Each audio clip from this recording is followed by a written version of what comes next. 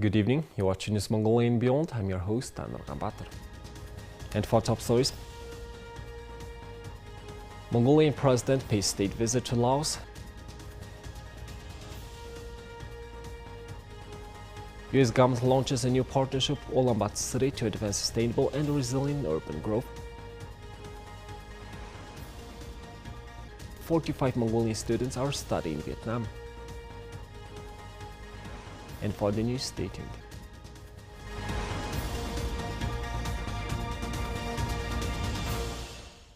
The president of Mongolia, Khursokhna, embarked on a significant state visit to the Lao People's Democratic Republic from November 5th to 7th, 2023, marking the 60th anniversary of diplomatic relations between Mongolia and Laos. The visit held great importance in deepening traditional friendly relations and cooperation between two nations.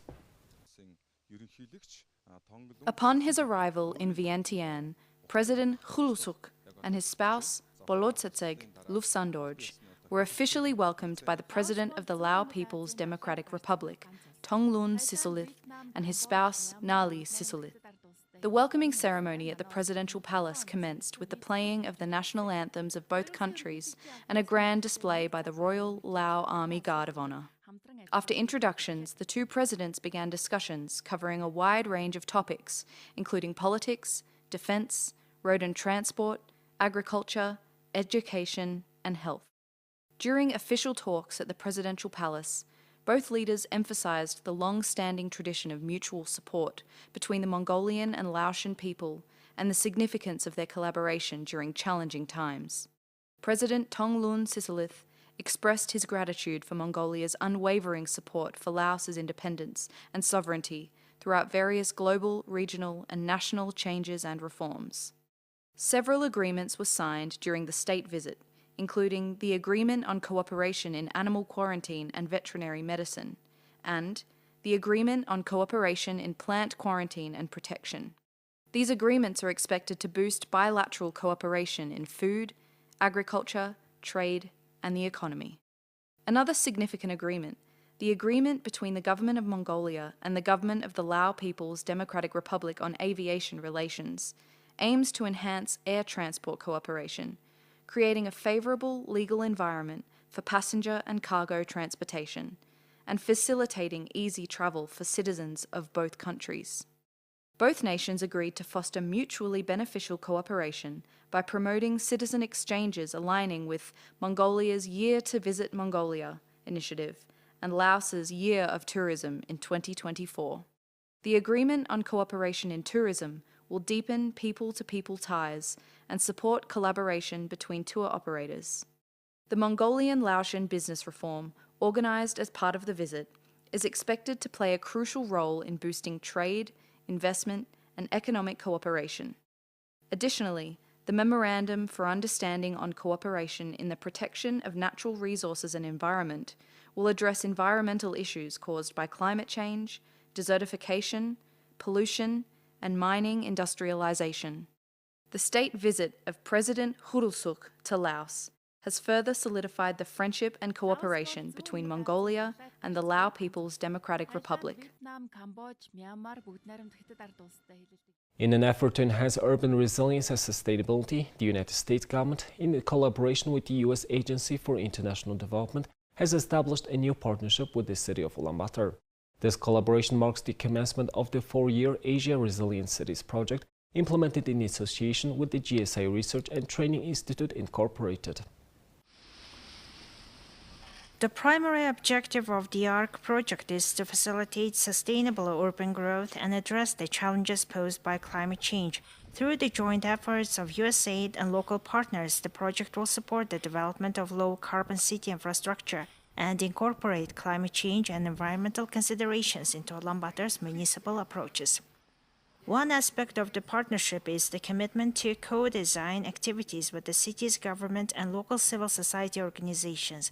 This inclusive approach allows for a more holistic perspective on Ulaanbaatar's unique development challenges and encourages community involvement in crafting policies that align with the city's needs. The ARC project also seeks to strengthen connections between the government, residents, the business community, other development projects, and academic institutions. This collaborative effort is designed to ensure a more resilient and sustainable future for the city of Ulaanbaatar, considering climate change and environmental factors. On October 12th, USAID formally launched the Asia Resilient Cities project in Mongolia by signing a letter of commitment with the capital city of Ulaanbaatar. This formalized agreement designates the municipal government as the primary local partner and outlines their commitment to co-creating a comprehensive plan that will bolster urban resilience to the pressing challenges of climate change. This partnership represents a positive step forward for Ulaanbaatar, demonstrating the potential for collaborative efforts to address climate-related challenges and promote urban sustainability. More information and updates on the ARC project can be found at gsi.com, Asia Resilient Cities. During his state visit to the Socialist Republic of Vietnam, President Hur Sok Na had a meaningful meeting with a group of Mongolian students pursuing their education in the country. At present, there are 34 Mongolian students from Mongolia residing in the Socialist Republic of Vietnam, and 11 are participating in the President's Message 2100 program initiated by the President of Mongolia. During his address to these students, President Hur Sok expressed his satisfaction with the success and positive outcomes of his state visit to the Socialist Republic of Vietnam, which had been extended by gracious invitation from the Vietnamese president. He also announced plans for a reciprocal visit to Mongolia from the President of the Socialist Republic of Vietnam in commemoration of the 70th anniversary of diplomatic relations between Mongolia and the Socialist Republic of Vietnam next year. The President highlighted the vital role that individuals fluent in the Vietnamese language will play in strengthening cooperative ties between Mongolia and Vietnam, two countries with a long-standing history of friendship. He conveyed his best wishes for the students' academic endeavors and success. I've participated in the President's Message 2100 program from Tariat Sum of Arkhanga province. Vietnam is a country where tourism is developing very much. Since tourism between Mongolia and Vietnam is developing at the same time, I decided to study tourism. In the future, I am thinking of working in a travel company between two countries. 4 years ago, I have come to Vietnam for 3 months. And when I returned recently, I saw a lot of changes in 4 years. Cars, buildings, people, and the economy have changed a lot. A lot has changed in 4 years. It looks like Vietnam will develop very rapidly in the next 5 to 10 years.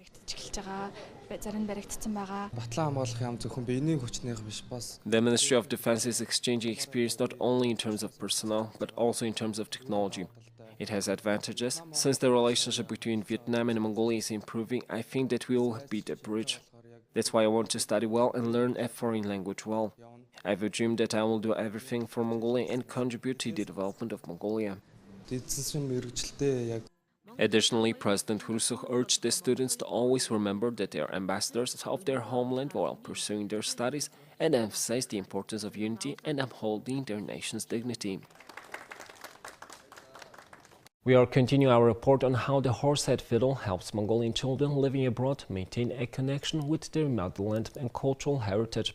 They learn their native language and cultural traditions through the horsehead fiddle, and this is why parents are eager to involve their children in horsehead fiddle training extensively. The educational progress of the children's study at the Education Center has been showcased at the Horsehead Fiddle Festival in the USA. At the third Horsehead Fiddle Festival in the United States, a horsehead fiddle performance took place in front of the United States Capitol building in Washington, D.C. Children from the Horsehead Fiddle Training Center, along with professional horsehead fiddle players, participated in the performance. Under the guidance of Jigjit Dorj, the head of the World Meronkhor Association and conductor, they showcased Mongol Ailho by Mongolian musician Jansen Oro, as well as Utlambor by Mongolian musician Sukhbatar, promoting Mongolian culture and heritage.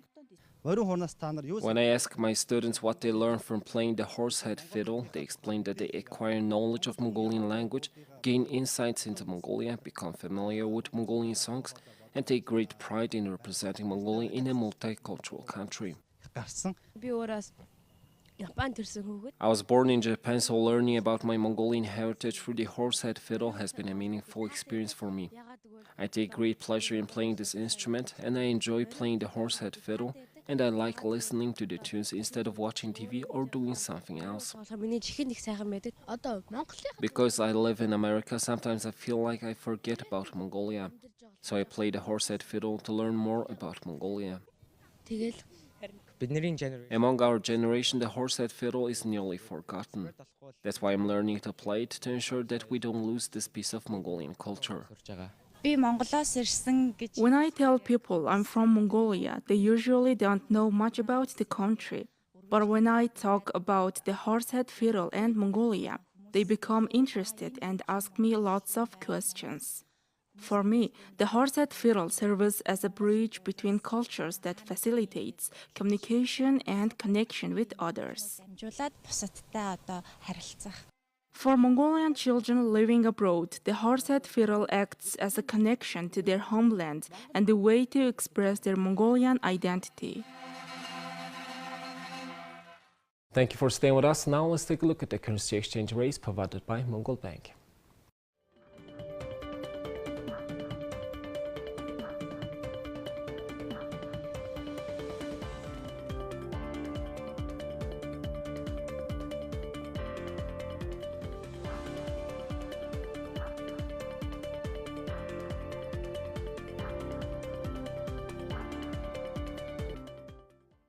Here's the international news from our partner agencies.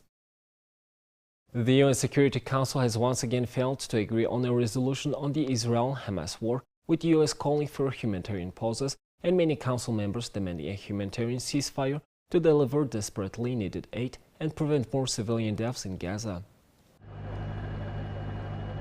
Secretary General Antonio Guterres told reporters early Monday that he wants an immediate humanitarian ceasefire in Gaza and a halt to the spiral of escalation already taking place from the West Bank, Lebanon, and Syria to Iraq and Yemen. He said international humanitarian law, which demands protection of civilians and infrastructure essential for their lives, is clearly being violated, and stressed that no party to an armed conflict is above these laws.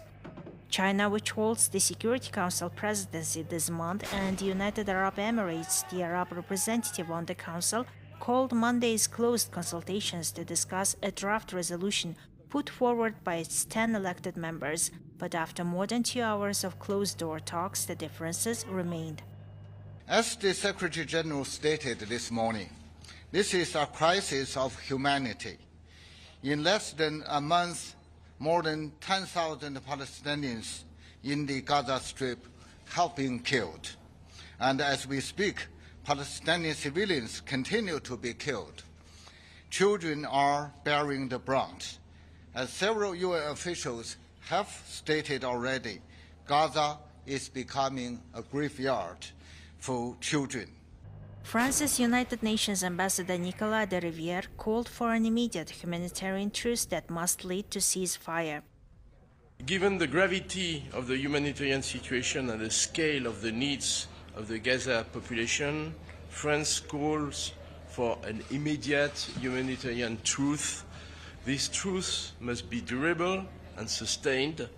It is absolutely necessary and must lead to a ceasefire. Look, we've been concerned about any kind of violence going on along the border with Lebanon, and we've said and we've made very clear that we do not want this war to spread. Okay, so we are working to try to make sure that it doesn't, because we think it's in no one's interest for that war to spread to Lebanon. China's UN Ambassador Zhang Jun said he and United Arab Ambassador Lana Nusseibeh called the meeting because of the crisis of humanity in Gaza and the death of more than 10,000 civilians in less than a month. They are seeking an urgent humanitarian ceasefire to ensure the protection of civilians, he said. Guterres called for the immediate unconditional release of the hostages Hamas took from Israel into Gaza during its October 7th attack, the speedy delivery of more food, water, fuel, and medicine to the territory, and the end of the use of civilians as human shields. UN Secretary General Antonio Guterres is urging for $1.2 billion in humanitarian aid for those affected by the Gaza and West Bank conflict. He also calls for a humanitarian ceasefire to allow supplies into Gaza. All right, good afternoon. The U.S. is actively working to convince Israel to implement a temporary pause in airstrikes on Gaza, where there have been reports of numerous casualties. U.S. Secretary of State Antony Blinken held discussions with Arab foreign ministers in Jordan and met with the Prime Minister Benjamin Netanyahu in Israel. Netanyahu emphasized that a temporary ceasefire would only be considered once all hostages held by Hamas are released. The nightmare in Gaza is more than a humanitarian crisis. It is a crisis of humanity. The intensifying conflict is shaking the world, rattling the region, and most tragically, destroying so many innocent lives. Ground operations by the Israel Defense Forces and continued bombardment are hitting civilians, hospitals, refugee camps, mosques, church, and UN facilities, including shelters. No one is safe. At the same time, Hamas and other militants use civilians as human shields and continue to launch rockets indiscriminately towards Israel. Secretary General Antonio Guterres of the United Nations stressed the urgent need for a humanitarian ceasefire in light of the escalating crisis. He emphasized the immediate responsibility of all parties involved and the international community to halt the widespread suffering and significantly increase humanitarian aid to Gaza. The United Nations, along with its partners, has launched a $1.2 billion humanitarian appeal to assist 2.7 million people, including the entire population of the Gaza Strip, and 500,000 Palestinians in the West Bank, including East Jerusalem. Just over 400 trucks have crossed into Gaza over the past 2 weeks, compared with 500 a day before the conflict. And crucially, this does not include fuel. Without fuel, newborn babies in incubators and patients on life support will die. Water cannot be pumped or purified. Raw sewage could soon start gushing onto the streets, further spreading disease. Trucks loaded with critical relief will be stranded. The way forward is clear. A humanitarian ceasefire now. All parties respecting all their obligations under international humanitarian law now. This means the unconditional release of the hostages in Gaza now. The protection of civilians, hospitals, UN facilities, shelters and schools now. More food, more water, more medicine, and of course fuel entering Gaza safely, swiftly, and at the scale needed now. Unfettered access to deliver supplies to all people in need in Gaza now. And the end of the use of civilians as human shields now. The situation in Gaza has become increasingly dire, particularly for children, as hundreds are reportedly killed or injured daily. According to the Hamas-run health ministry in Gaza, the Palestinian death toll in the Israel-Hamas conflict has now reached 9,448. In Israel, over 1,400 individuals have lost their lives, with the majority of casualties stemming from the Hamas attack on October 7th. Here's the weather forecast of world's major cities.